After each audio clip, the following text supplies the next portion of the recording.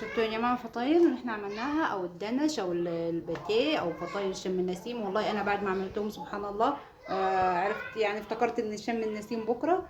بس والله انا مش عاملاهم عشان شم النسيم، انا عاملاهم عشان الفطار عادي. بس والله طلعوا تحفه، يعني تحفه بجد. ده انا زينته بالشربات دنش، وده خليته ساده زي الباتيه اللي احنا بنشتريه من الفرن. يعني بصوا يعني مورق ازاي من جوه. بصوا يا جماعه عامل ازاي، بسم الله ما شاء الله. هو لسه طبعا سخن بناره مورق، ويعني عايزه اقول لكم والله خفيف بطريقه ما يفرقش عن اللي احنا بنجيبه. وده الدنش، ده اللي احنا زودناه شربات ورشينا عليه جوز هند او اي حاجه انت بتعمليها. بس يا رب يعجبكم النهارده المخبوزات بتاعتنا، وشرفوني بالاشتراك في القناه، ساعدونا كده ان القناه تنجح على ايديكم. السلام عليكم.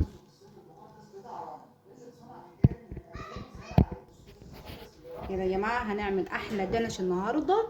والله العظيم ما كلفنا حاجه، لا كلفنا تكاليف ولا كلفنا وقت، وعملنا دنش خطير خطير يا جماعه. وده باتيه بنفس العجينه باتيه ونفس العجينه دنش. يعني عايزه اقول لكم اقسم بالله ما يفرق حاجه عن اللي احنا شارينه وبنشتريه جاهز من الفرن.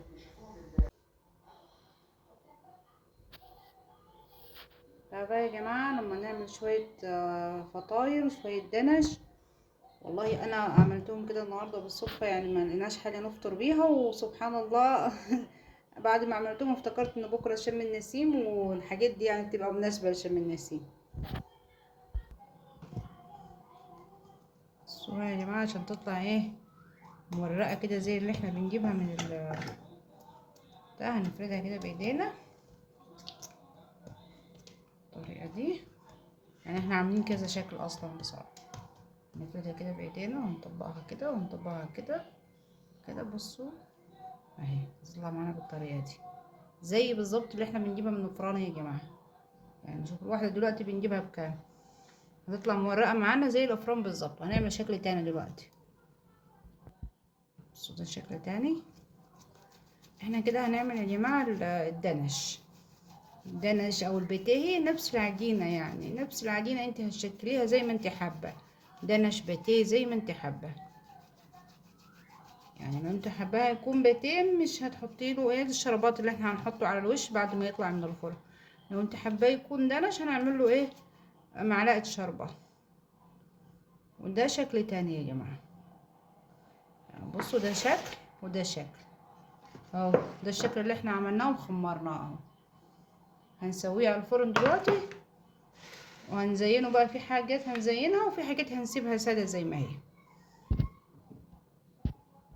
ندهن الوش طبعا ايه سمنه عشان يطلع محمر معانا كده. دي سمنه بلدي على زيت يا جماعه، اي سمنه انتوا حابينها يعني. هنسيبه يخمر شويه قد ربع ساعه على الرخامه كده، وبعدين هندخله الفرن. بصوا بقى يا جماعه هندخله على نار عاليه كده. اول ما يدخل على السوا هنوطي عليه شويه.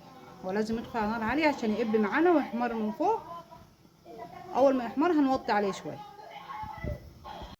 كده يا جماعه. طلعنا اول صينيه بعد ما اتاكدنا بس ان هي احمرت من تحت ومن فوق.